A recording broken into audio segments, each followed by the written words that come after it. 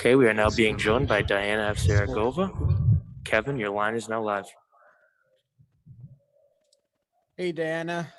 Thanks for being here today. Listen, coming into this fight, you're facing an opponent, who's making her debut. Are you trying to make a statement here and say, show that, there are levels to this game? Диана, у твоей соперницы будет дебют в Беллаторе. Попытаешься ты сделать какое-то заявление в ее адрес в плане в самом бою, что есть уровни в ММА есть уровни, и это не ее уровень? Нет, я не буду говорить такие вещи. Если она готова драться, то я буду рада разделить с ней клетку. No, I don't see it like that. I will be actually, if she's ready to fight, I'll be happy to share the cage with her. I don't see it that way. All right, final question from me is, potentially looking into the future, the last opponent you beat, Tara Graf, she lost to Valerie Loreda. Valerie Loreda has a lot of eyes on her. So is that a fight that interests you? Говоря о твоем крайнем поединке, ты выиграла Теру Граф. Она также проиграла нокаутом Валерии Лоредо, у которой тоже большое имя. Как ты думаешь, ваш бой в будущем возможен? Скажу так, что я не выбираю себе никого. Дадут мне ее, также я буду рада с ней разделить клетку. Мне все равно абсолютно, с кем драться. Они все для меня только на одном уровне. Никого я выше себя не ставлю. I'm not gonna be choosing opponents. I'll fight anyone who is in front of me, including her. I see all my future opponents on the same level, and none of them is on my level. Santiago, your line is now live. Hi, Dayana. Greetings from Amsterdam, and thank you for the time. How are you doing, and how are you experiencing your second fight week at the Mohegan Sun thus far? Is Bellator taking good care of you? Привет, Даяна. Мы приветствуем тебя с Амстердама. Расскажи нам, как ты себя чувствуешь, как проходит твоя неделя в Mohegan Sun, Connecticut, это арена, и как тебя встретили Bellator. Вам тоже большой привет. Встретили меня очень хорошо. Все тут организовано. Конечно, я чуть-чуть подуставшая, но в общем мне все нравится. Я всегда рада сюда приезжать. Тут все круто и весело очень. Hello to you too, Amsterdam. I'm really happy to be here. Bellator greeted us very well, and I'm enjoying it. I'm a little bit tired, obviously, because I have a weight cut up front of me, but everything is going perfect for now.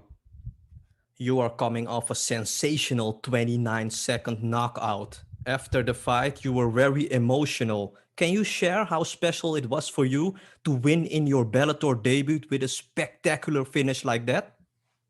В своем крайнем бою у тебя был потрясающий нокаут, и ты показала им, видны были твои искренние эмоции сразу после нокаута. Как ты думаешь, опиши свои эмоции, что ты чувствовала и что ты ожидаешь в следующем бою? Конечно, я не рассчитывала на такую быструю победу. Я была готова драться все 3 раунда.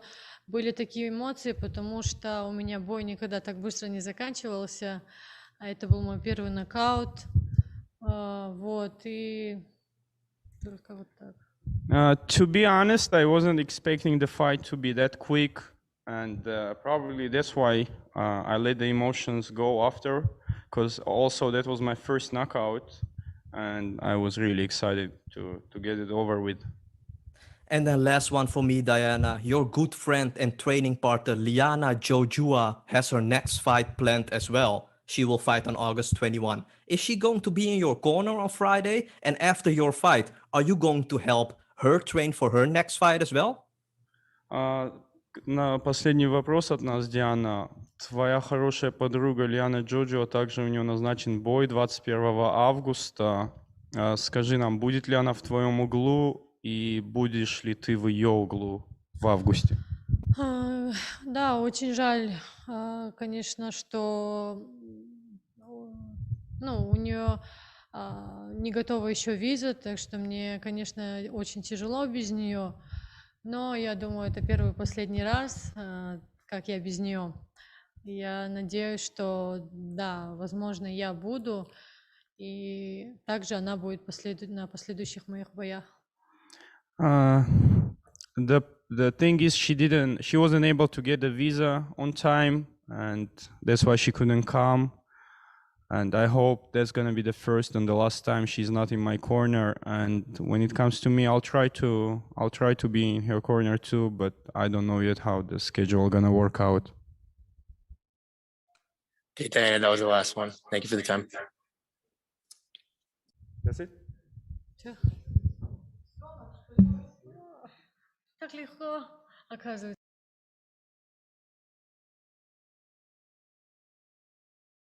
Recording stopped.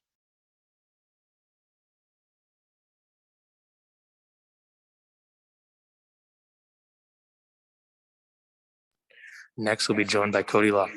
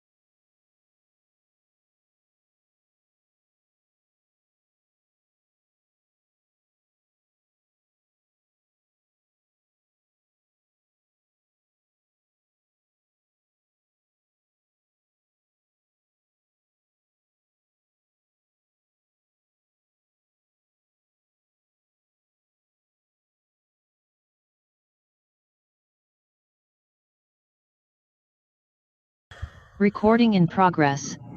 We are now being joined by Cody Law. Santiago, your line is now live. Hi Cody, greetings from Amsterdam. Thank you for the time. Does the Mohegan Sun already feel like home to you? Because this will be your fourth fight there in 9 months' time. And in your first 3 fights, you looked absolutely fantastic. How are you experiencing this fight week? Yeah, thank you. It does feel like home to me. You know, when I saw that Bellator was going to LA in 2 weeks, I really wanted to get on this card because I like fighting here. You know, I feel like I'm in a rhythm. It's home field advantage for me. You're still very young in your career, Cody, but what could be next for you if you win this fight on Friday? I mean, you haven't fought on the main card yet. Is that something that could be the logical next step for someone who will be 4-0 at that time while only being 26 years of age? Yeah, I would love to be on the main card. You know, the sooner we can get there, the better. Who's going to be in your ATT corner for this fight, Cody? Did you bring the master Mike Brown with you? Yeah, of course. I bring Mike every time I get a chance to. He flew in last night, so I got Mike Brown, King Mo, and then I have Philip Amaris, who is a kickboxing coach of mine from back home in Pittsburgh. Kevin, your line is now live.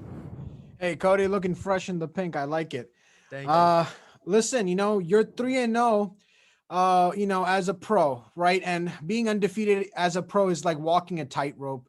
Listen, how have you been processing, each fight, processing through your mixed martial arts career so far? Just one fight at a time. You know, I'm focused on improving and getting better and having good performances, and I'm not worried about the record or any outside circumstances. It's just continue to improve. All right. Another thing is, listen, in 3 fights, you've gotten 3 different styles of victories, Darce choke, ground and pound TKO, and now UD victory, right? What are you trying to showcase and improve in this next upcoming fight this Friday? Everything. You know, it'd be nice to get a clean knockout on my record though. So maybe we'll see that Friday night. All right. Can't wait to see more of you on Friday. Thank you. Lewis, your line is now live.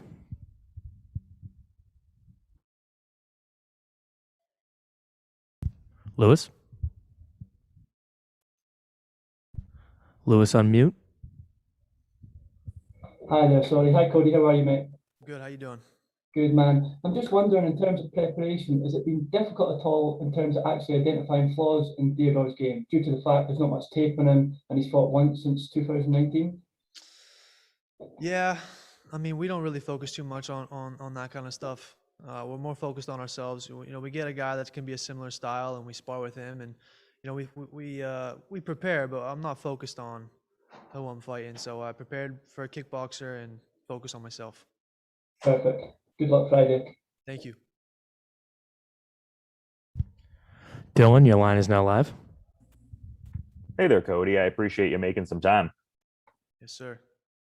I'm just curious because I saw the pic on Instagram a few weeks back of you getting in work with Marlon Moraes. Yeah, mostly Marlon. You know, I started out camp training with Dustin a little bit, and then for the majority of my camp was with Marlon. You know, he helped me out a lot, gave me a lot of good rounds, and it's been a good camp. Great to hear, man. Appreciate the time. Yes, sir. Thank you. All right, that was the last one, Cody. Thanks for taking the time. That's it. Awesome. Recording stopped.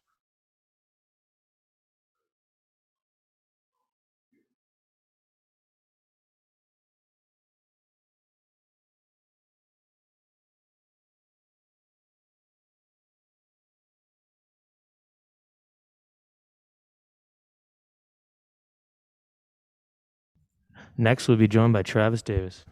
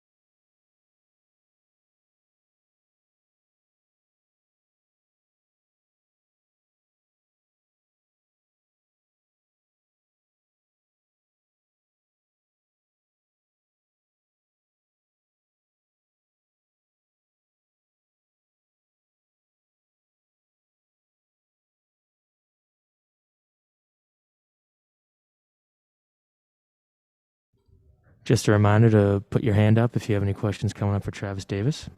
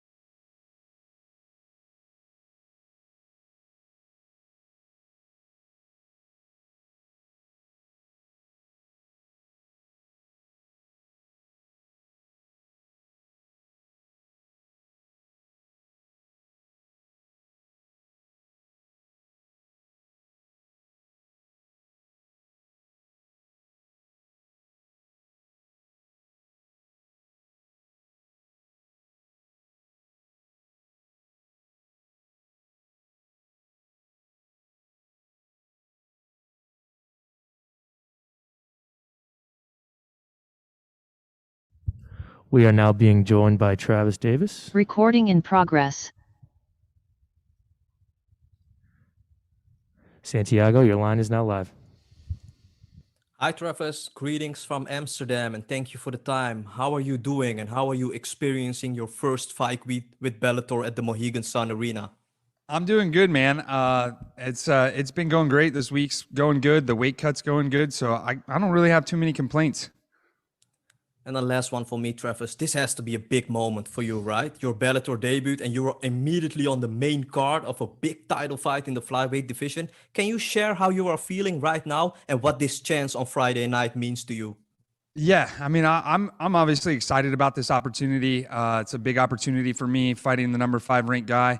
If everything goes as planned, I should be getting ranked in the top 10 here in Bellator.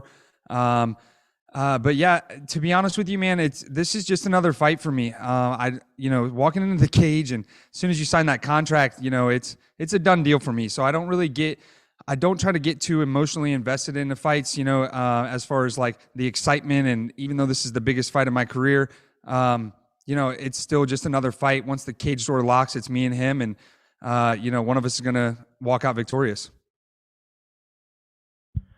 Kevin, your line is now live. Hey, Travis. I never met a fighter with the name like Travis Davis, a rhyme and pair.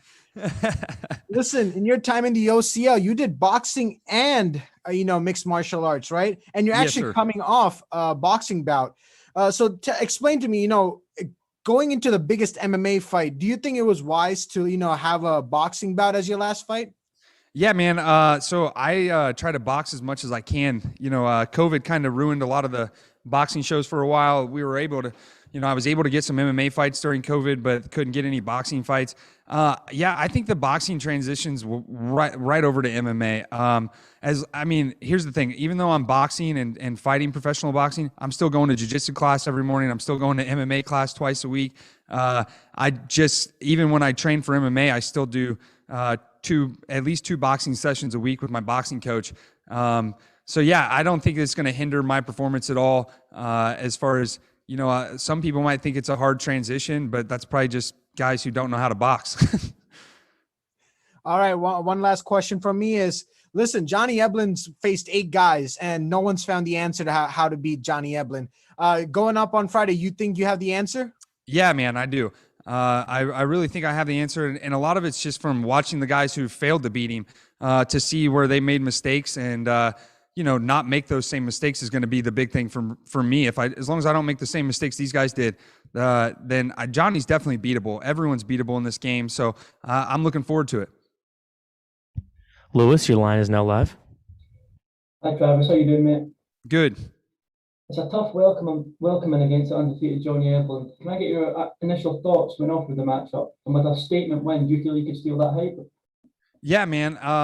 When I first got the first offer of the matchup, I was super excited, mainly because I was already cutting down to 185, so I knew I wasn't going to have to worry about the weight. And after looking at him on paper and then getting some short film footage, because this was kind of done in like 2.5, 3 weeks. His style matches up well against mine. He's a heavy wrestler, heavy strike. He throws big punches to close the distance and get you to the ground. And I've had plenty of guys that all of them try to do that to me. I've given up my back several times in fights and stuff like that, but I've always worked out of those bad positions and either capitalized on it with a submission or a TKO. So yeah, I think his style matches up good for me, and I plan on capitalizing on that. Thank you. All the best in your debut. Thanks, man. Max Malami, your line is now live. Hi, Travis. How are you doing? Good. This is Max Morales from MMA Pit. And, you've been 5 years as a pro. You are 10-4, and you've been alternating between boxing and MMA. So now 5 years took you to get here to the big stage. So what are your thoughts on the process, on the journey that got you here? Yeah, man, it was a long journey for sure. I started out really hot, 4-0, then I lost my first fight and then had to bounce back with 2 wins and then 2 decision losses, one being a split decision loss. And, it's been a long journey, but I've grown as a martial artist. I've grown as a fighter. I've grown as a man. You know, all the journey I think was well worth it. Obviously, you know, now I'm here and I'm getting to make my debut on the main card of Bellator, and you know, this is a huge opportunity, and I plan on taking every advantage of it. Dylan, your line is now live. Hey there, Travis. Appreciate you making some time. No worries. I'm just curious because I was noticing last month it seemed like you were in a different bubble there. You were in the PFL bubble, and now you're pretty much transitioning right into this one with Bellator. How's the experience been with the Bellator bubble so far? Night and day difference, man. Night and day difference. This bubble obviously was a lot shorter. You know, the PFL bubble, the first time I went was 19 days, and the second time I went was 12 days, and I've only been here since Sunday. So, you know, this one's been smooth sailing. I got to say it was an experience that I'm glad I went through, though, because it's making this one even easier to deal with. You know, the PFL bubble was rough. And I'm curious, just a quick follow-up, because your boxing experience was mentioned, and you know, not overlooking this fight here, obviously, but just with this one being on Showtime, like, is there any desire to, I guess, concurrently have opportunities in boxing and MMA if you have your druthers? Absolutely. You know, they're getting ready to do the Paul and Woodley fight in Cleveland, Ohio. I'm from Columbus, Ohio. So if, you know, if all works out, I would love for Bellator to say, hey, yeah, you know, I win this fight and they let me continue to box outside the promotion with Showtime. I think that would be awesome. But, you know, I'll cross that road when it comes, I guess, and see how, you know, they feel about that. Absolutely. Thanks for the insights, man. Yeah, for sure. Paul, your line is now live. Thank you. Hi. Can you talk a little bit about what you see your path in Bellator is coming up if, say, you win this fight? Yeah, man, if I win this fight, looking at the middleweight rankings, I'll probably end up fighting like all of Johnny's teammates. You know, I mean, the guys they've got 3 or 4 guys in the middleweight division that are undefeated. They all train together. I've actually trained with one of his training partners before. He's, you know, from Pennsylvania originally, and that's a hop skip away from Ohio. So, yeah, man, I see, you know, they could put me in the rankings. I might have to fight Dalton Rossa. I might have to fight Austin Vanderford. You know, who I don't really know. I'm not trying to think too far ahead of this fight. You know, this is I got to get through this one first before I can really have those kind of aspirations to make big waves in the middleweight division. But yeah, man, I'm up for anybody. You know, if they call me and say we got a guy at 185, then I want to fight. You know, that's just who I am, and that's what I've been doing for, you know, 10 years now. So it's what I do. I love it. Thank you so much. Yeah. Nicholas, your line is now live. Travis, thank you for this time. You know, my question is, you know, fighters from the Midwest sometimes get labeled as just being grapplers or wrestlers. Do you think that people overlook the striking ability that Midwest fighters actually bring to MMA? Yeah, man, for sure. You know, fighting in the Midwest, you know, you face a lot of grapplers. I mean, to be honest with you, I started out as a heavy grappler.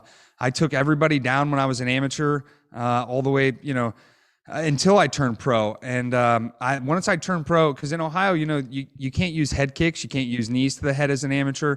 And then like Pennsylvania has even crazier rules. You got to wear shin guards and all this stuff. So it's a very heavy grappling area. You know, obviously you got Ohio State and Penn State and all these top wrestling schools. So it's a very heavy grappling base, but there are a lot of really good strikers out of Ohio. And I have some of the best strikers in Ohio that I train with. You know, I get sessions with Matt Brown, and I go and train with, you know, Dan Spawn as my main training partner. And I got some up and coming guys at my gym that are really phenomenal strikers that aren't even that great of grapplers yet, but they're better strikers. So, yeah, I think the Midwest is definitely overlooked a lot, not just even in the grappling aspect, but just in MMA in general, man. There's a lot of talented fighters in Ohio and in that area that just haven't got the opportunity yet on the big stage. And I think a lot of them you're going to start seeing a lot more Midwest guys coming up. Appreciate that, man. Thank you. Yep. All right, Travis, that was the last one. Thanks for taking the time. Thanks, man.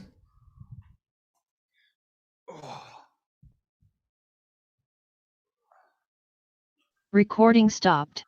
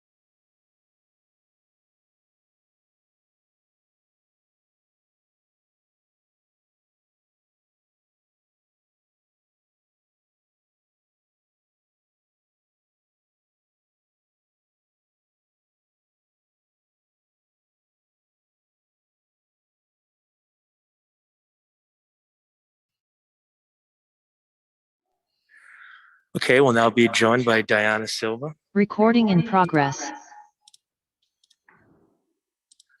Kevin, your line is now live. Hey, Dayana, thank you for joining us today. Listen, you lost to Julia Budd by a split decision. Essentially, you were one judge away from winning the fight. How do you reflect on that fight, and what are you trying to, make showcase different in this next one?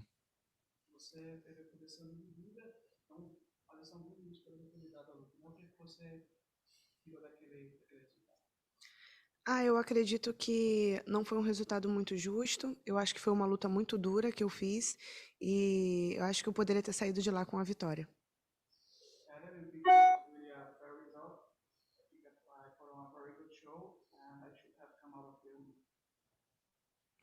Listen, with one win and a dominating victory, you might be a title shot away. You think you're looking for a fast finish in this fight or trying to make a statement?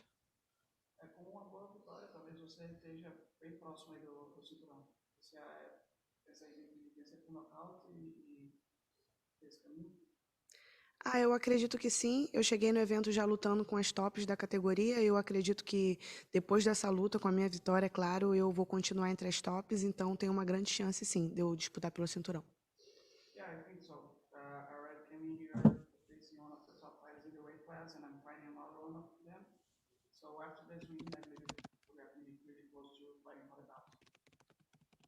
Thank you so much.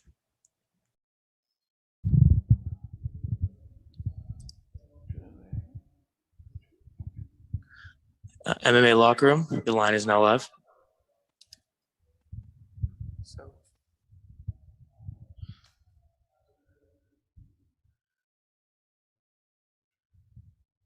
Santiago, your line is now live. Hi, Dayana. Greetings from Amsterdam, and thank you for the time. How are you doing, and how are you experiencing your second fight week at the Mohegan Sun this far? Is Bellator taking good care of you? Como você tá e como tá sendo essa sua segunda semana de luta no Bellator? O Bellator tá cuidando bem de você? Sim, sim, eu tive um bom suporte. Eu cheguei um pouco antes, então eu consegui me adaptar ao clima, ao ambiente e tudo mais, então a preparação está sendo boa. Yeah, for sure. I have great support from Bellator. I had to come in a little bit earlier than fight week, so I was able to acclimatize well, and I can only say good things about them. Your last fight was against the former champion and the #1 featherweight in the rankings. This Friday, you take on Arlene Blencowe, #2 in the featherweight rankings, and someone who just fought for the title. Can you feel it as well, Dayana, that Bellator is giving you a lot of great opportunities so you can grow yourself into the featherweight rankings and really make a name for yourself? A sua última luta, você lutou contra a primeira dos rankings, agora você vai lutar contra a segunda. Você sente assim que o Bellator está lhe dando ótimas oportunidades para você se destacar dentro da organização? Eu acredito que sim, é uma oportunidade que eu acredito que não são tantas as pessoas que têm essa oportunidade, então eu treinei bastante para poder agarrar e quero muito continuar ali entre as tops e futuramente disputar o cinturão da categoria. I think so. Not many people have these kinds of opportunities, and I really want to get the best of it and keep myself among the top names and soon get the chance to fight for the belt. Obrigado, Dayana. De nada. Okay, Dayana, that was the last one. Thank you for taking the time.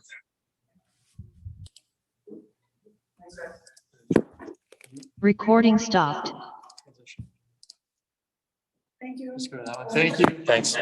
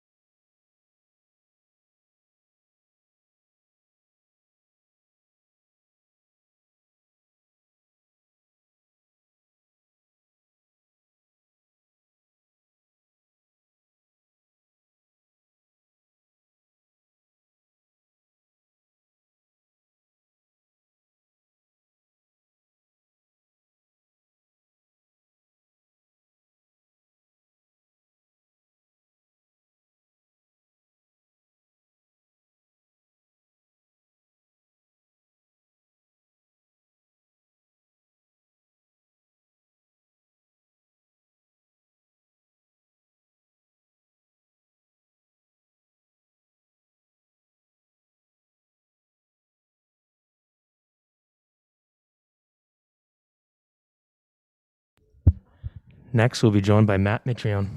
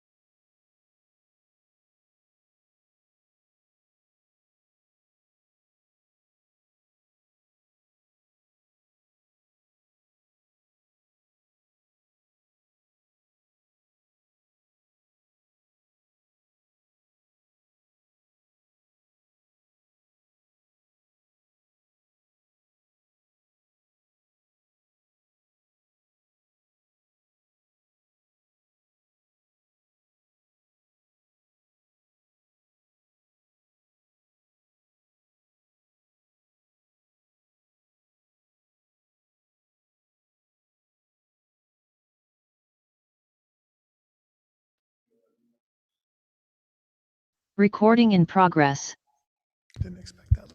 Okay, we're now being joined by Matt Mitrione. Kevin, your line is now live. Hey, Matt, welcome back. Thanks for having us.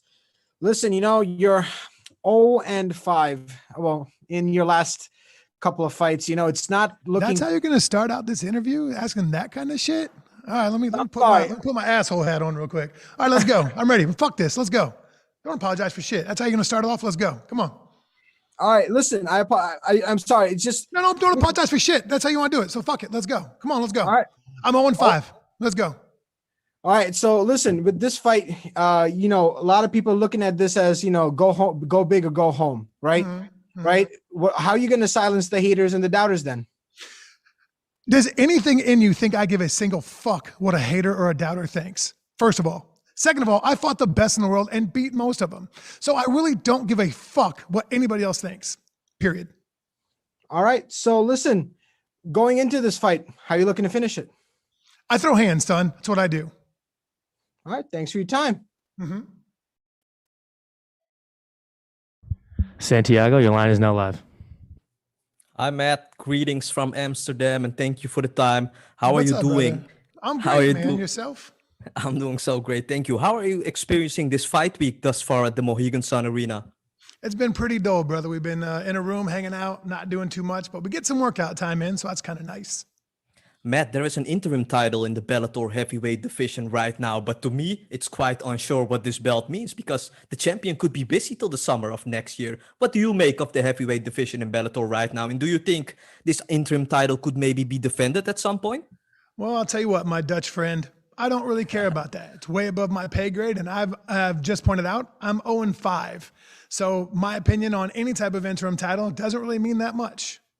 Matt, you are having such an amazing career with finishes over Fedor and, of course, Derek Lewis, who is going to fight for the title next month. You've seen it all, and you've done it all. But if a young fighter comes up to you and tells you he wants to become a world-class fighter like you, what advice would you give him? That's interesting. There's a couple of points that I would have to point out. I would say make sure you're well-rounded. The days of being a one-trick pony are over. I would also say make sure you take really good care of your body. Get your time in when you're young and you're fresh. But remember, you don't get paid in the training room. You get paid on the underneath the shining lights. So be cognizant of what the beatings you take and how much you take. So make sure you can prolong your career. And probably the third part is be smart about who you keep around. Take care of yourself. Make sure that those around you take care of you and share the same interest. Max Milano, your line is now live. Hi, Matt. Here is Max Morales from MMA Pit, and you've been at the biggest stage. You've developed yourself in the UFC, and now you're in Bellator, and your opponent Tyrell his whole career has been in Bellator. So what's the difference you see between you and him, speaking at experience wise? And it will get. Go ahead. I'm sorry, buddy. No, go ahead. Go ahead. All right. Well, I think that there's a very significant difference in the experiences of my fighting versus Tyrell's fighting. But Tyrell was on a very large collegiate stage and an international stage for a bit in wrestling. So I think that he's very familiar with high pressure situations, performing, and I think that he can draw a lot of similarities between the two. Nicole Suarez. Matt, thank you for this time. Yeah. In a sport as physically demanding as MMA, you have fought at least once, if not more, every year since your pro debut in 2009. Yeah, I fought in 3 decades, man. That's crazy, isn't it? Yeah. Is there anything specific in your preparation for fights that has allowed you to be as active as you've been? Yes, I don't spar with big gloves on. I don't spar heavy. I don't get punched in the face unless there's money on the line. Thank you. Mills, your line is now live. Hey, how's it going, Matt? This is MMA Locker Room, part of Puff Sports Radio. I just want to give you some respect, man. I mean, wins over Kimbo Slice, RIP. Wins over Derek Lewis, Fatal Emelianenko. Come on now. I got a little song for you. It's called Don't Count Me Out, because when you count me in, that's when I'm coming to win. So tell us why you're going to win this Friday, man, because I got money on you as the underdog in here. Well, first of all, if I'm an underdog, that's a hell of a bet. Second of all, I'm a different animal, man. Everybody thinks they've seen it until they actually get to feel it. And that's a different kind of response when you see the jab coming back after touching your face versus going out. Paul, your line is now live. Hi, Paul Casanova, EDF Sports. You touched on the fact that Fortune's a wrestler, and I just want to know, what do you think are your advantages in this fight? Would it be that jab? Athleticism, jab, creativity, awkward. Thank you. Yep. All right, Matt, that was the last one. Thanks for taking the time. Thanks, man. Appreciate it.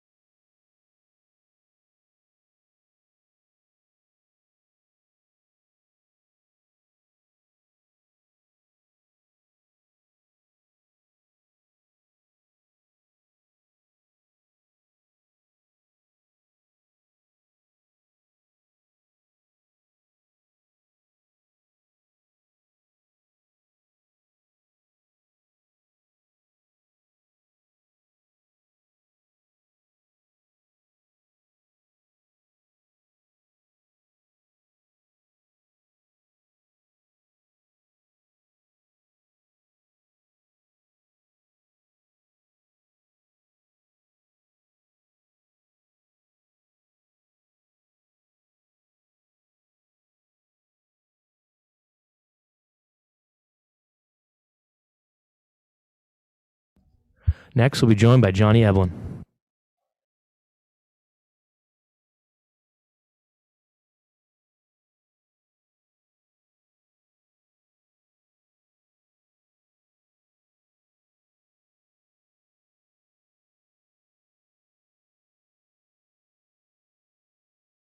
Recording stopped.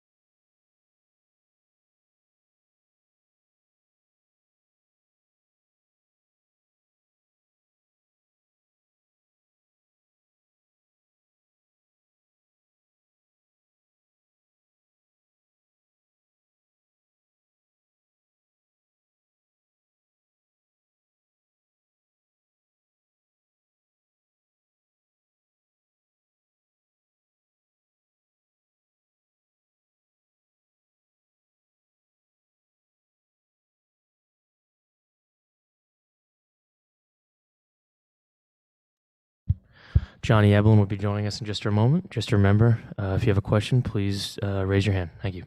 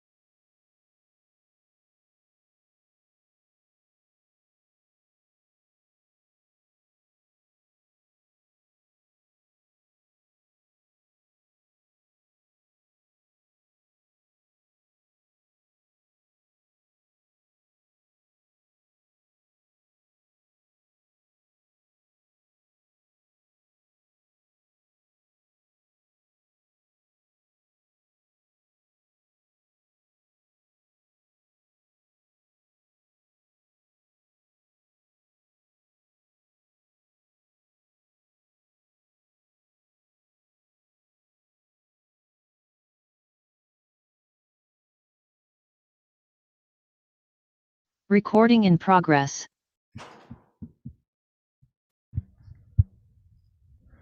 Okay, we're now being joined by Johnny Eblin. Lewis, your line is now live. Hi Johnny, how you doing, mate? Good. When we spoke after your last victory with Daniel Madrid, you told me you're extremely satisfied with the win. I'll actually quote you here. I was pretty satisfied. It's a great feeling to put a guy into another dimension. You said you were happy showcasing you're not just a one-trick pony. What can we expect to see from Johnny Eblin on Friday? I'm just going to continue the streak. Going to put on a good show and hopefully you guys enjoy it. Good man. Thanks, Johnny. Kevin, your line is now live. Hey, Johnny. Thanks for having me. Thanks for being here. Hopefully this one goes well. Listen, you've been on an 8-fight win streak, solid streak at Bellator. You're in the rankings. Where do you see yourself right now from the title picture? Not sure. I haven't fought a ranked guy yet. I'm number 5. Yeah, after this fight, we'll see where it goes. All right, listen, in their last card, Taylor Johnson, fought and won, and he said he has some unfinished business with you. Are you going to welcome that challenge later on if it's available? Sure. I'm always welcome to challenges. All right, thanks for having me, Eblin. Santiago. Hi, Johnny. Greetings from Amsterdam, and thank you for the time. This will be your 3rd fight in a row at the Mohegan Sun Arena. How does it feel to be back again? And just overall, how are you experiencing this fight week thus far? Everything's been good. Everything's been going smooth. I really like coming here and fighting. It's like going to work, Just you ship out, you beat up a guy and you come back home, So it's nice. It's nice coming back to the same arena. It's nice coming back and fighting for Bellator. ATT is doing a phenomenal job here in Bellator. I mean, I'm a soft won the title a couple of weeks ago, and there are big prospects like yourself, but also Cody Law and Roman Feraldo, who are also going to fight on this card. Well, not Roman anymore, but can you maybe talk about the team spirit in the gym and what makes this gym so special according to you? And did you bring Mike Brown for in your corner? Yeah, I did bring Mike Brown, and it's just a winning culture over there, man. It's a lot of fun. We just we show up, we put in the work, and then we go showcase our skills out in the cage. Johnny, this will be your 5th fight with Bellator. You're 4-0 right now with the promotion, and you have a beautiful spot on the main card. Are you looking to make a statement on Friday and then finally fight someone who's also ranked like yourself? Because to me, your last couple of performances speak for a ranked opponent next. Would you agree? I agree. I'm looking to show up, put on another good performance, and then hopefully we fight a top 10 guy. That'd be great. Because you are the number 5 ranked middleweight right now, Johnny, I wanted to ask you about the big middleweight title fight next month between champion Gegard Mousasi and John Salter. How do you see this fight play out? I'll be tuning in. I'm thinking Gerard. He's a little bit more well-rounded, I think. Yeah, it should be a good fight. Good luck on fight night, sir. Thank you. Appreciate it. Dylan?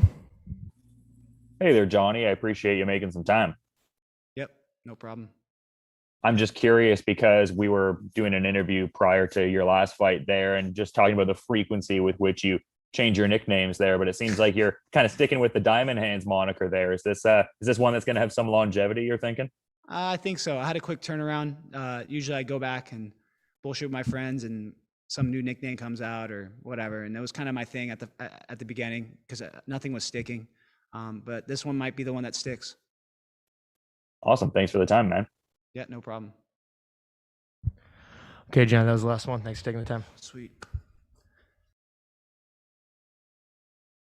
Recording stopped.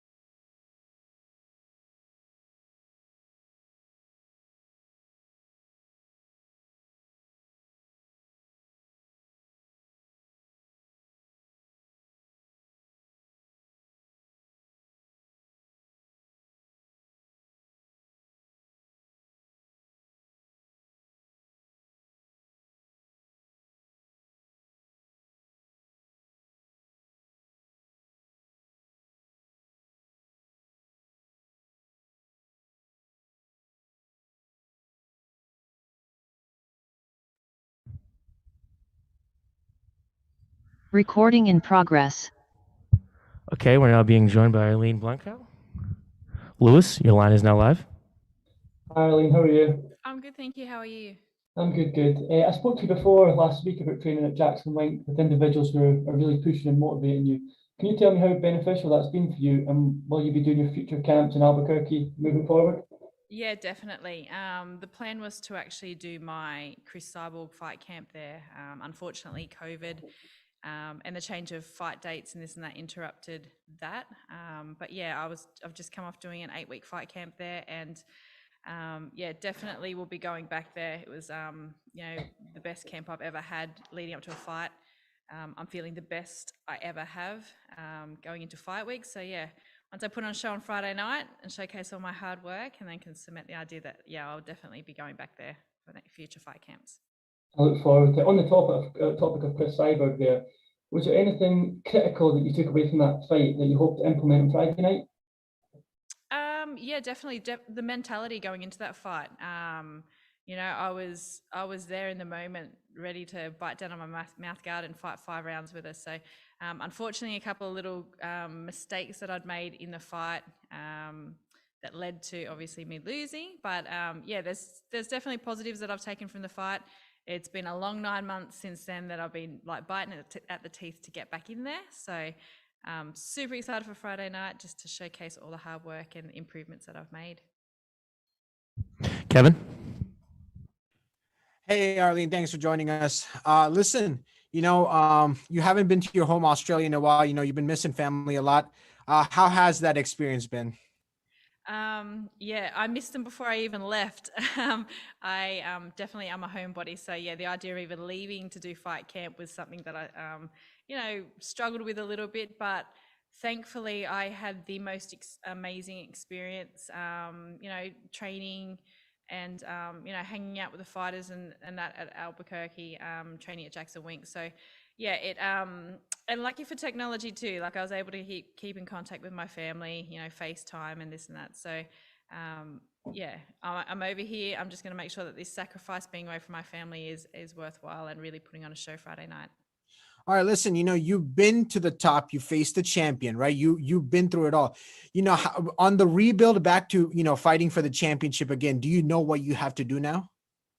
Knock people out. Just put on a show. Like you said, I've been there before. I've had big fights. I've been having big fights my whole career. So yeah, like with Julia, 2017 was my last loss before the fight with Chris. So I 3 impressive wins, 2 stoppages, and then a unanimous decision win against Leslie, who's a tough opponent. So yeah, I know what I've got to do. Just take it one fight at a time. So at the moment, I'm not even thinking about the Chris Cyborg fight.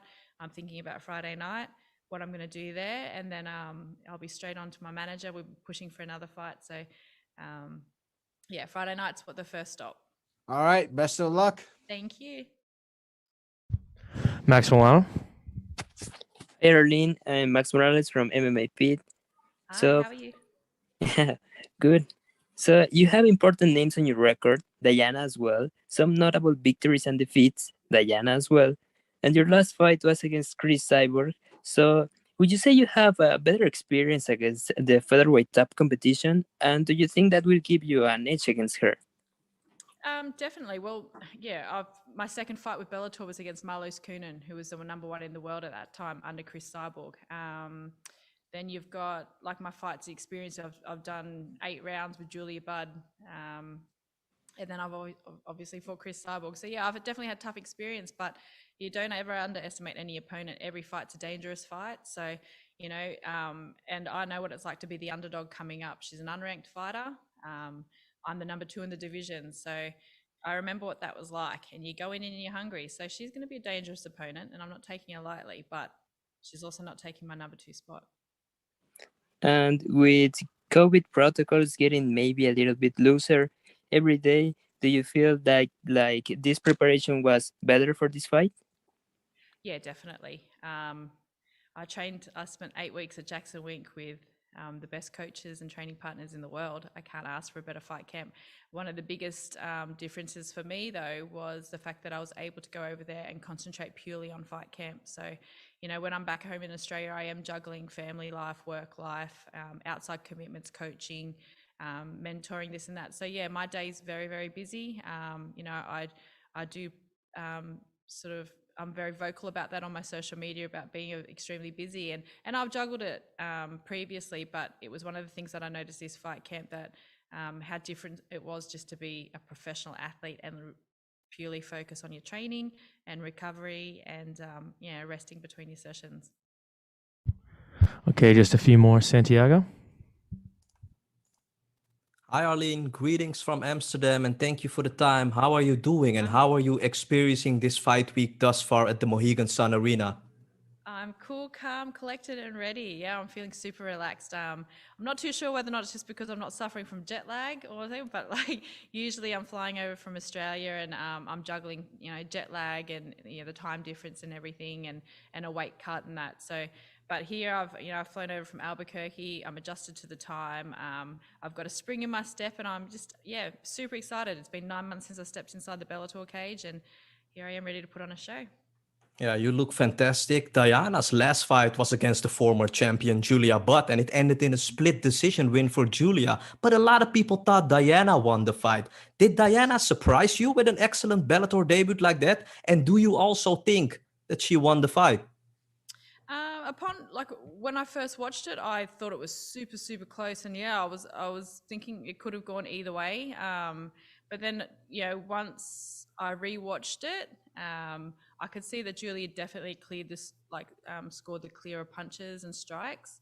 But super impressive performance for someone that's coming in new to the division, and tried to put on a show. Credit to her. This will be your 11th fight for Bellator, and you have been with the promotion since 2015. You've seen a lot of girls come in and also go out. This featherweight division right now is so stacked, and without a doubt the best 145 division in all of MMA. Can you describe how different it is now compared to 2015, when there wasn't even a featherweight title around? And can you talk a little bit about the work that Scott Coker did in order to make this 145 division grow from the bottom up to what it has become today? Yeah, definitely. Well, it was an honor to be, amongst the first few featherweight females to be signed. I was the first Australian female signed to the Bellator promotion. So to watch it grow over the years, definitely, Scott and the Bellator team have made the right moves. They just recently signed a new 145er, Pam Sorensen, to the Division 2. So they keep signing all these fighters. And it's awesome for me because I just think, wow, another opponent. So that's the first thing I think straight away when I, see another signing. So it's, I'm glad that I made the choice to sign with Bellator years ago, and to watch it grow and be given all the opportunities that I've been given within them, and fighting girls from all over the world. So it's exciting to be a part of it. Okay, last one, Suki. Hi, Arlene. Pleasure to speak with you. I just wanted you to shed some light on choosing Jackson Wink as the camp, because one thing we've seen in 2021, I feel like they're flying a bit under the radar with Aaron Pico, Christian Edwards having such big fights, and even Clarissa Shields. So what was it about them that attracted you? Well, I'd been there, so that wasn't the first time that I'd been to Jackson. I was back there 2006, the beginning of 2016, shortly after Holly had knocked out Ronda. So I had actually met the wrestling coach from Jackson's at one of my Bellator fights, and I was also talking to Greg Jackson at the time as well. But I was a big fan of Holly. She was a boxer like myself who transitioned over to MMA, and she had been so successful in it. And I thought, well, I want to work with these coaches that have helped her transition from being a striker to an MMA fighter. And so I went back there back in 2016, and I really liked just the whole atmosphere and vibe of the team, the coaches. They welcomed me, and they've always welcomed me. I was there early last year, and this last 8 weeks too, just the 8 weeks that I spent there to do a full fight camp, how I was treated, looked after, and just made feel part of the team. Not to mention obviously the quality of coaching and the high level of training partners that I had for the 8 weeks. definitely 100% be going back there to finish all my fight camps and do them there at Jackson Wink. Amazing. I'm a big Holly fan myself, so I can understand that. Best of luck this week. Thank you very much. Okay, Arlene, that was the last one. Thanks for the time. No worries. Thank you. Recording stopped.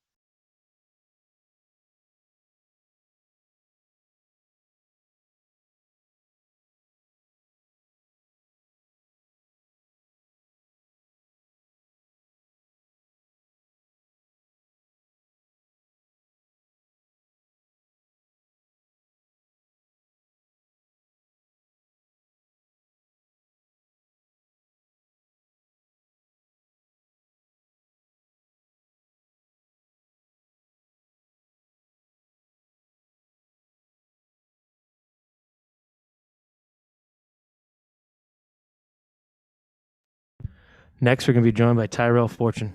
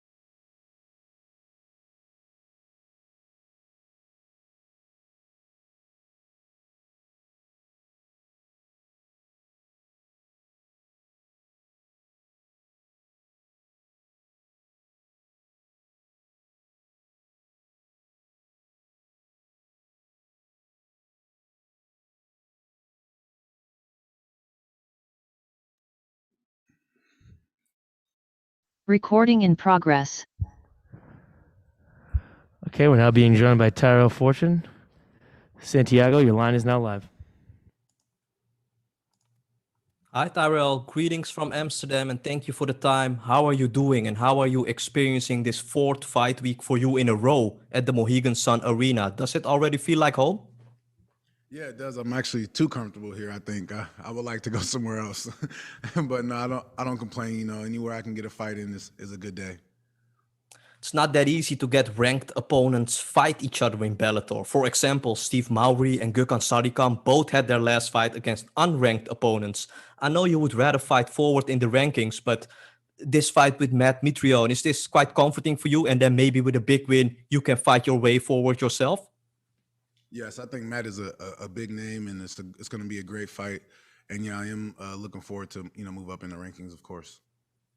Tyrell, heavyweight is probably the strangest division in Bellator right now because there is a champion who is in a tournament at 205 and there is an interim champion who just fought and could potentially have to wait for Bader for who knows how long. You wanted to fight against Moldavsky before he became an interim champion. If you get your hand raised on Friday, is a fight with Moldavsky something that you would want next? And are you going to call him out again? No, actually, I want Tim. So I won't be calling Moldavsky out. I think Moldavsky's in a position where he has a little bit of power and a little bit of control right now. So depending on how Bader's next fight goes with Corey Anderson, I think will depend on how the rest of the heavyweight division up there will play out. Good luck on fight night, sir. Thank you. Lewis? Hi, Tyrell. Good afternoon from Scotland. Thanks for the time. Much appreciated. Some people may criticise your opponent just based on a 3-fight schedule and a 13-minute record, but obviously you know yourself the names he holds, wins over like Derek Lewis, Roy Nelson and Fedor. How do you view Matt as a fellow competitor, and what are you expecting him to bring to the cage on Friday night? I didn't understand you. That'll be in the Sorry. Scottish, no problem. Some people may criticise Matt just based on the 3-fight skid and his record. He holds names over big names. And how do you view Matt as an opponent? Oh, Matt is going to be a tough opponent. I mean, he's like you said, he's got those names, those big names under his belt. He's a big name himself. He's had a lot of experience in this cage, so I know he's going to be confident and he's going to bring everything he has. Thank you. Kevin? Hey, Tyrell, thanks for joining us today. Listen, Matt is coming in. Matt was here earlier, and obviously, he doesn't care much about how things are looking. That being said, he's a man with nothing to lose. So, going into that fight, what do you think are the points of victory for you? Establishing myself in the center and, working my wrestling game obviously is always going to be a key to my game, but really just being open and be adaptable, be able to control and adapt in every situation. Listen, I know you've been wanting that Tim Johnson rematch. You made it adamantly clear you want to run it back with Tim. Listen, so, with that coming soon, do you see that fight coming in when, if you win this fight? Definitely. With him taking the loss and me getting another win, I think that puts me right there to get that rematch. All right. Thanks so much. Thank you. Mills? Hey, how's it going, Tyrell? This is MMA Locker Room, part of Pub Sports Radio. I just want to say that the heavyweight division in Bellator is shaping up to be one of the better divisions in Bellator. Are you familiar with Tua Tagovailoa drinking shoeys out of boots? Yeah, I definitely saw him hitting them shoeys after the fight. So let me ask you a question. So if you were to do a shoey, what type of liquor would you pour in it? I'm not doing the shoey. I would never do a shoey. You don't have to ask me that. Got you.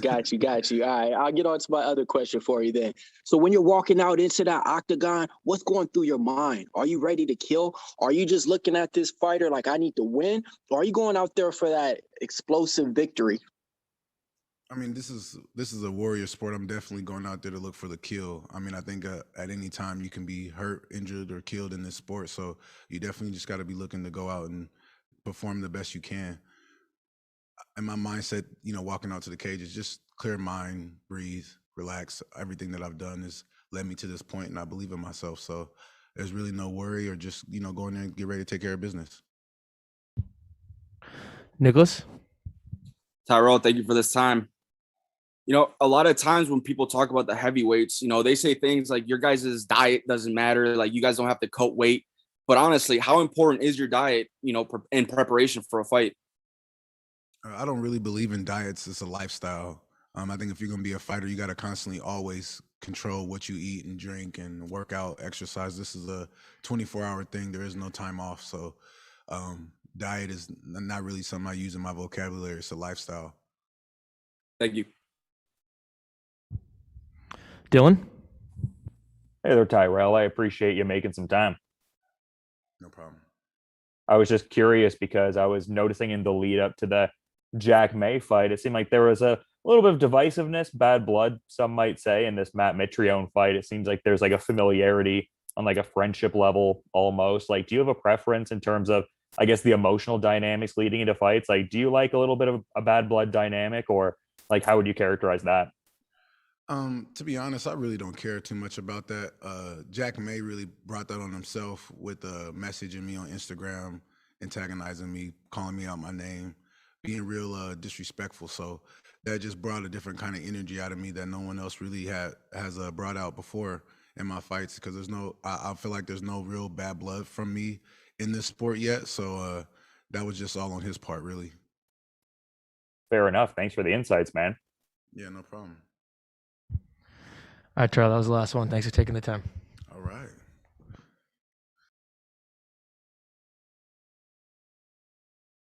Recording stopped.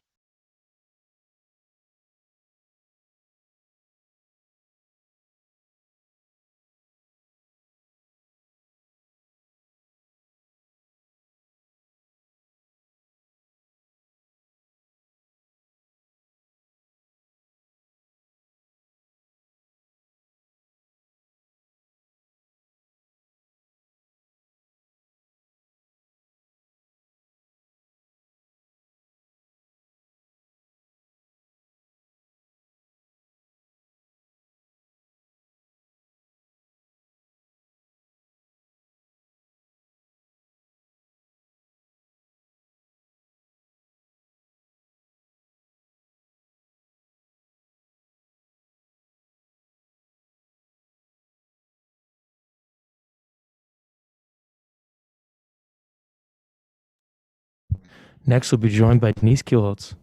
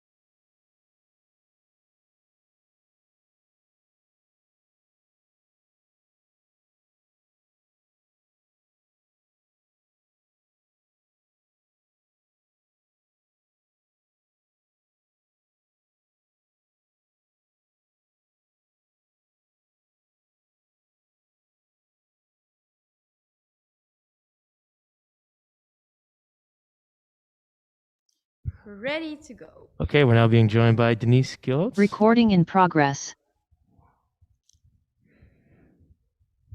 Santiago, your line is now live.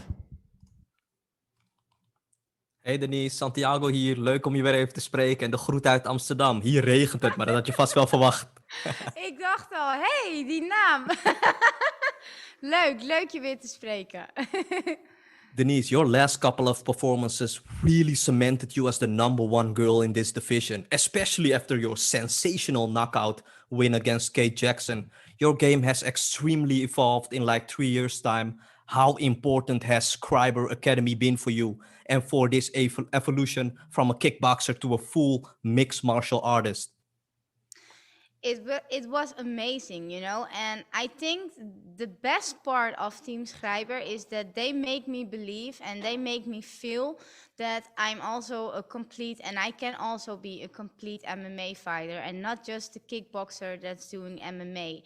And I think it all starts with belief. If you believe in something, then it really comes true, you know. And first of all, I didn't really have to believe. I just thought I am the kickboxer that's doing MMA, but they really feel and they make me feel that I believe that I can believe that I am also an MMA fighter, a complete MMA fighter, and I'm going to be the next world MMA Bellator world champion. Denise, how much would it mean to you if Bellator would come to Amsterdam? And could you describe the feelings going through your body when you just think about doing a walkout in your very own city of Amsterdam with 20,000 fans screaming your name? Wow, I don't know if you can see me, but now I get like chicken skin, and only the thought about that just all this organization, the best organization, this Bellator Nation, coming to Amsterdam and seeing our beautiful city and gets inspired by so many. We have so many talented fighters in Amsterdam waiting to perform on the biggest stage of the Bellator MMA cage, and that just makes me feel like that will be just amazing to just standing in front of my own crowd, because I think in the last 10 years I didn't fought in Holland and didn't fought in Amsterdam before my home crowd. I always going to someone's country, someone's city. So to perform for my own city, that will be just like in one word, amazing. And I believe that it's gonna happen. Veel succes op vrijdag, Denise. En doe de groet aan Hesdy en Bob. Thank you for the time. Dankjewel. Kevin? I don't know how I can top Santiago, but thank you for joining us, Denise. Listen, you know, you're going into this fight. This is Juliana's first title defense, so she has paves the path for her title run. But you're coming in here to ruin her party. What do you see in this fight that you can exploit to get the victory? You know, I see a lot of things, you know, but I'm not gonna say exactly our fight camp or Sure. our fight game, of course. But you know, I think the biggest what you're gonna see also this Friday is that she never faced a fighter like me before, and I already faced a lot of fighters like her, and that's gonna be the big difference. You know, how she's gonna step to Plan B if Plan A doesn't work. And we're gonna see this Friday, and you're gonna see that also I worked with a lot of with our game plan and our plan with my team Schreiber. If that works, then I think even if I stand to Juliana or everyone in this division, no one's gonna stand it longer than one round with me. So we're gonna see. All right, Denise, final question from me is, listen, nowadays female fighters, you know, they have a brand outside of MMA as well, right? They try to market themselves for multiple things because MMA doesn't always tend to be the breadwinner. Have you ever thought of that, you know, possibly, you know, expanding yourself, branding yourself outside of MMA? Well, you never know, but for me now it's important to be a star in MMA, and then after that we're gonna see what I'm gonna be after, besides being star in MMA or something else. But for me is now I focus just on me, just to be the best MMA fighter I can be, and like in 10 years I can always say I give it my all and I give it everything for the sport, and look what I'm standing right now to fight for the world Bellator world title fight. And I think that after that, if I have just all my goals in the sport, then I will look after what I'm gonna do besides doing MMA. But for me is now the biggest challenge and the biggest goal is to be the best MMA fighter Denise Kielholtz can be. So yeah, after that maybe we'll focus on something different, but for now it's just focusing on being the best MMA fighter I can be. Max Milano. Hi, Denise. How are you? Hi, I'm fine, thank you. How are you? Hi, fine. After your last fight in the post-fight media, you told us you started in the martial arts following a dream and the importance of the dreams in your career. Right now, before the biggest fight of your career, what is the status of your dreams? Well, the status of my dreams is to becoming not only a world champion in MMA, but becoming a world champion in every discipline, you know. And I'm gonna be, after this Friday, I'm gonna be the first female fighter who have two world title championship belts in two different sports. So I have the Bellator world champion belt at my home, or not exactly because it's in my hotel room, but and after that, I have also the MMA Bellator world title belt in my home. So that will be the first woman ever to be a world champion in two different disciplines in one organization. So that is legacy, and that is going to be like I want to inspire other girls that they're also going to be a champion in more different ways, you know. Only if you follow your dreams and you work really hard, because it starts with believing, but hard work's going to pay the bills. And hard work gonna stand, look where I'm standing right now, you know, only with hard work. And the hard work just pays off. And I think that I already had that with kickboxing, but now I'm doing also in MMA. I just want to show everyone that if you only start believing in something and if you work hard, then your dreams will come true. And look what I'm standing now, making this Friday legacy to becoming a world champion in both in two different disciplines. So that's my dream and that's my goal. Nicholas. Denise, thank you for your time. Thank you. With the Netherlands having such a long history of champions, you know, in kickboxing, boxing, MMA, how have you seen the evolution of women's MMA in your home country? It's just like crazy, because like the last time I was standing in my gym at Team Schreiber, and there were a lot of small girls, and they just look at me and they say, oh, I also doing judo now, and I also doing kickboxing, and I want to be also an MMA fighter like you. And before that, you have like nobody just know me, or know any small girl just know who I am. But now you see such an evolution that young girls also get inspired to want to also fight in the cage. And it's not scary, and it's not only a division for only men, but also women can stand there, you know. And to being a part of that evolution in my hometown, in my gym, in my country, this is for me already accomplished for my whole career, because I also want to inspire young girls that they also can be a fighter. And you don't have to be like violence or like really tough, because besides the cage I am not that tough, and I am not violent, and I'm just a girl who's really like for everything just laughing and laughing and laughing. That's my biggest part. But just to show young girls that they also can stand here and standing on the biggest stage in MMA fighting organization, that's for me already accomplished for my career. So yeah, I'm really happy to be a part of that. Thank you. Thank you. Mills. How's it going, Denise? This is MMA Locker Room, part of Pub Sports Radio. Really excited to see you in the next 2 days. Thank you. Thank you. I'm also excited. All right, now don't take this in the wrong way, but you're definitely one of those pretty girls, but one of those pretty women that knows how to fight pretty well good, right? Coming from kickboxing, a lot of people was looking for your transition to MMA, and you got an armbar in your first fight. So it kind of showed everybody you're a real mixed martial artist out here. So tell us why and what we're going to see this Friday when you put kickboxing on display against judo and jiu-jitsu on Friday, and why you're going to be the double champ in Bellator. Well, if you were saying like that, I just get like my chicken skin, everything. I feel it in my bones when you're saying that to be the double champ. You know, first of all, I was a kickboxer and I was a judoka, but now I can say that I am a really MMA fighter completely. You know, I let go everything about kickboxing. I let go everything about judo, and I developed myself more as an MMA fighter. And that depends that I also can fight on the ground and also can fight in my stand-up as an MMA fighter. So yeah, this fight is, you're gonna see a lot of dynamite. And this fight camp was really hard, and I give it literally my everything that I can. I even have like a cauliflower hour or how you say ear.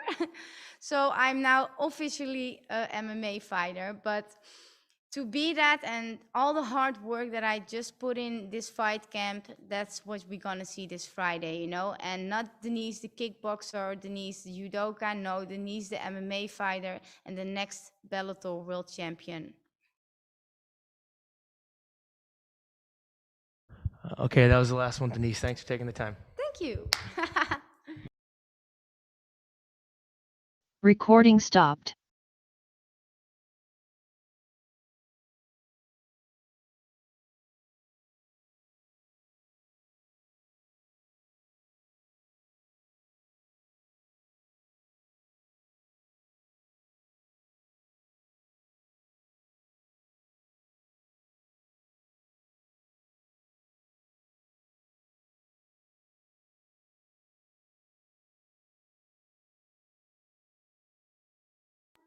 Next, we'll be joined by Juliana Velasquez.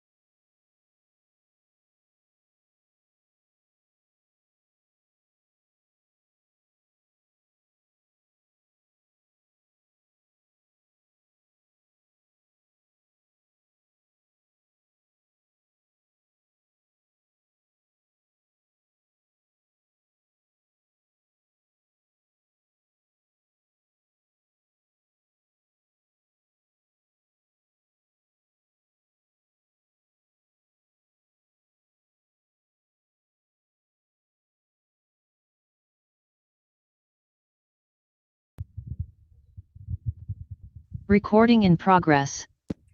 Okay, we're now being joined by Juliana Velasquez. Jeff, your line is now left. Hi, Juliana. Well, so you're facing a fighter who has a great kickboxing pedigree, has done that did that for a long time, but hasn't been doing kickboxing for the last several years. And in her MMA wins, she's been winning some of those fights by submission, not just with her hands and with kicks. So how do you view this opponent? Do you view her as a specialist who's just trying to come into your game, or as somebody who is a well-rounded opponent? A sua adversária, ela vem do kickbox, mas faz alguns anos que ela não luta kickbox, e no MMA ela tem vencido algumas lutas por finalização. Como você vê essa adversária? Você vê ela como uma especialista de uma arte só ou como uma adversária completa? Não, hoje eu vejo ela, eu espero não só ela, como todas as outras, qualquer adversária minha, eu espero que ela seja completa, né? Acho que a gente treina, a gente luta uma modalidade que é feita de diversas modalidades.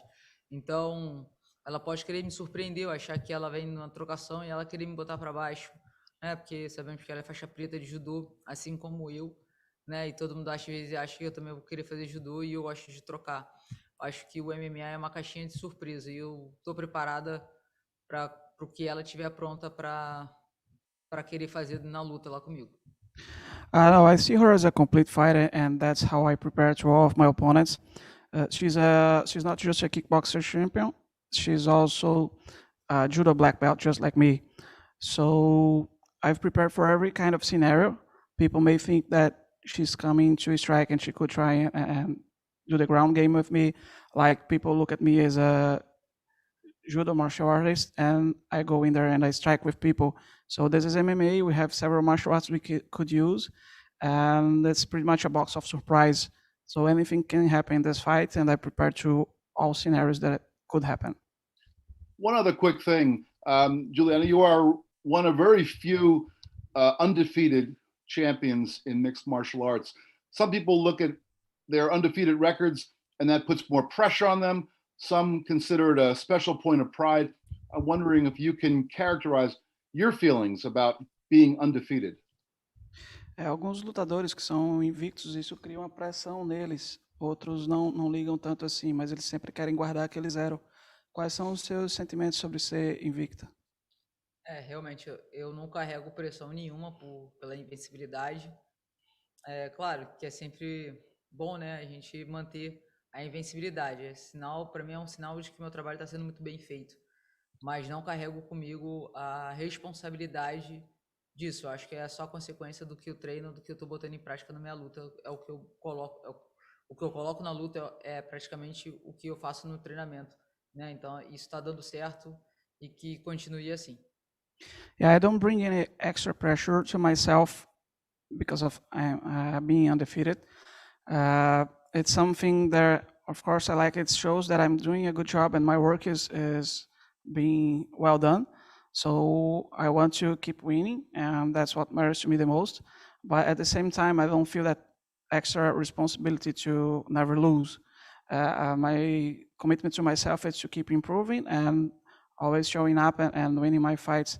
So that's pretty much how I approach this sport. Obrigado. Thank you. Thank you. Thank you. Kevin, your line is now left. Hey, Juliana, thank you for joining us today. Listen, you started a new and second chapter in the Bellator Women's Flyweight Championship history, right? With that being said, your chapter as champion is just beginning. How do you plan to use this fight to showcase your championship, history? Você abriu segundo capítulo, né, na história da categoria no Bellator. Você é a segunda campeã. Como é que você enxerga esse capítulo? O que é que você espera disso na história? Eu fico muito feliz e muito honrada, principalmente de hoje ser a campeã e ser campeã ao lado de tantos outros, né, com referências, pessoas que eu admiro, como Patrício Pitbull, Chris Borg, Ryan Baden, enfim.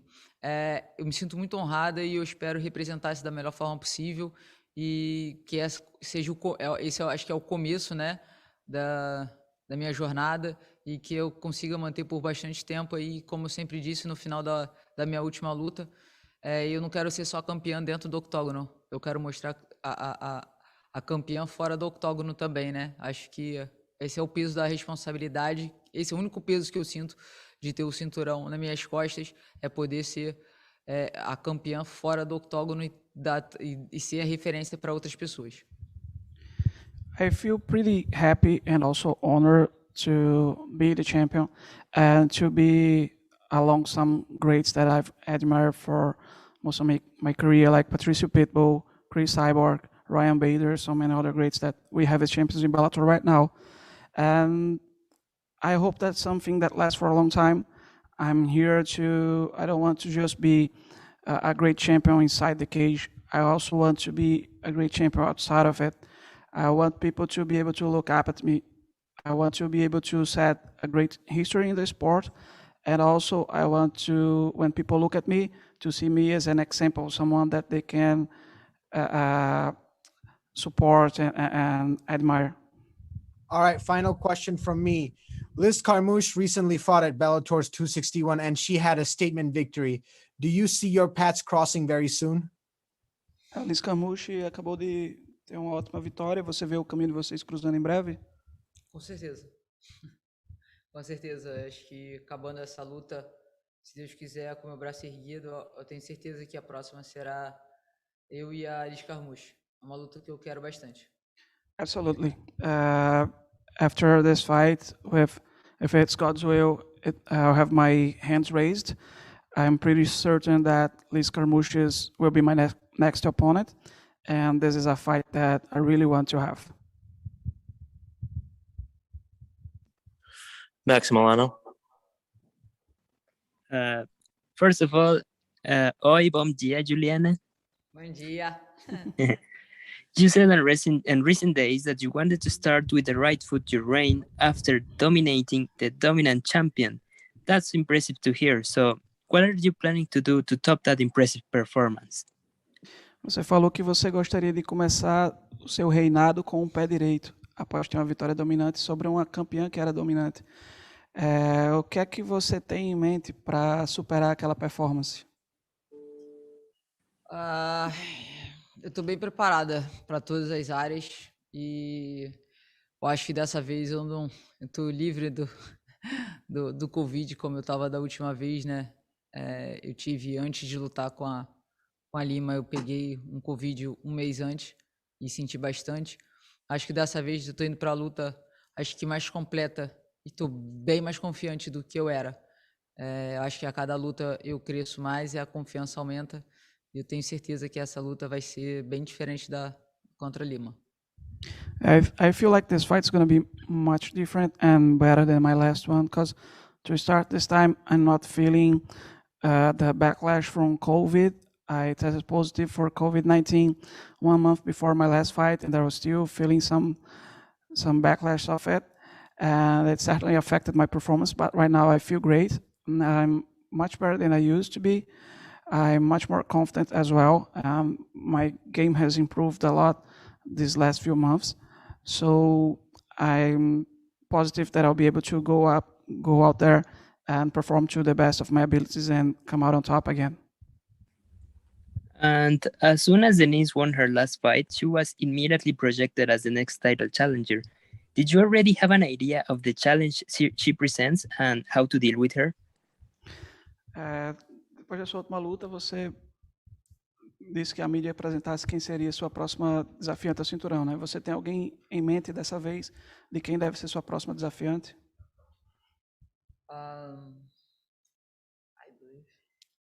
I believe que my próxima. My next opponent. My next opponent, Liz Carmouche.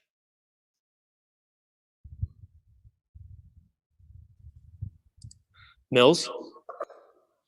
How's it going, champ? This is MMA Locker Room, part of Pub Sports Radio. Whenever you step in there and fight, you bring violence, a lot of violence. I love it when you're in there. Can you give us people a prediction on what's going to happen if you're going to win by a TKO, a submission, a head kick? Because I'm a betting person and I already have money on you. So if I was to bet you with one other fighter, who else do you like on the card besides yourself? Você é uma lutadora que sempre traz a violência para a luta, né? Se você pudesse dar a sua previsão, você acha que você vence por nocaute com soco, com chute ou uma finalização? E qual seria? Ele disse que ele aposta, inclusive ele já apostou que você vai ganhar essa luta. E além de você, quem mais você vê ganhando nesse card? Primeiramente, eu agradeço a confiança. Vou fazer de tudo para não perder esse dinheiro, hein? Fazer você perder esse dinheiro. Eu acredito, sim, que eu vou buscar ou um nocaute ou a finalização. Esse é sempre o meu objetivo na luta, né? Mas eu vejo realmente eu terminando a luta com o nocaute. Acredito no poder da minha mão. E qual é a outra? Quem você, além de você acha que ganha esse card? Cara, eu acredito bastante aí no meu amigo Matheus Matos, Dayana, né? Tem algum Rony Marques. E no Rony Marques, acho que vai ter aí a quarteto brasileiro aí, se Deus quiser, com o braço erguido. First of all, thank you for your confidence in me. I'm going to do everything so I don't lose your money. And my plan is always to finish the fight. So either a knockout or a submission, I'll be looking for it if she gives me an opening. But I feel like this time I'm gonna get a knockout win. I have a lot of confidence in my hands, and I think I can get it. About the other fighters that I think will win this night, Mateus Matos, a very good friend of mine, Dayana Silva, the other Brazilian girl on the card, and Rony Marques. I think we're gonna have like a fantastic four from Brazil being successful on Friday. Okay, last one, Santiago. Hi, Juliana. Greetings from Amsterdam, and thank you for the time. You won the belt at the Mohegan Sun Arena last year. How does it feel to be back here, and how are you experiencing this fight week thus far? Você ganhou o cinturão aqui no Mohegan, então que sentimentos, como é que você sente de estar aqui para sua primeira defesa? Me sinto, acho que vem um filme, passa um filme na minha cabeça, né? E acho que não tinha outro lugar melhor para eu fazer essa minha primeira defesa de cinturão, onde tudo começou acho que começou minha carreira aqui, né? Então acho que e agora podendo ter público, então acho que é muito gratificante eu poder ter fazer o retorno no mesmo lugar que eu trouxe o cinturão. Yeah, I feel like there was no better place for my first title defense because I started my international career here. I got the belt here. And now we have the fans back, which we didn't have last time.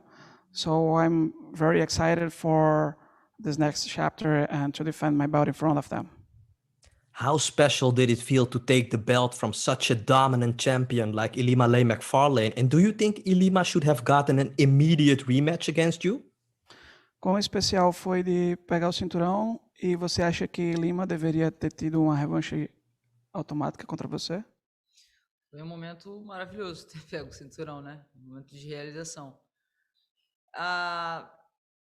Não sei, né? Eu acho que sim, né? Por ela ter sido a primeira e ter defendido mais 5 vezes o cinturão, poderia, mas eu acho que não está nas minhas mãos isso. Não cabe a mim decidir se vai ser revanche. Meu papel de atleta e lutadora é lutar. E se me dessem a revanche, eu teria revanche. Como agora não tem, tudo bem, não tem problema. A próxima é a Denise, eu pego a Denise. E se para a próxima for Liz Carmouche, ou se me derem o direito da revanche contra a Lima, não tem problema. O meu trabalho aqui é lutar. I think it could be possible. She was a dominant champion with 5 title defenses, but that's not something for me to control. I'm an athlete, and I'm here to fight whoever is next in line. And if they think she's next in line, it's okay. They didn't. They gave me Denise. And after going past Denise, if they think it's Liz Carmouche's time or a rematch with Lima, it's okay as well. I'm just going to be here and show up against whoever they put in front of me. Okay, Juliana, that was the last one. Thanks for taking the time.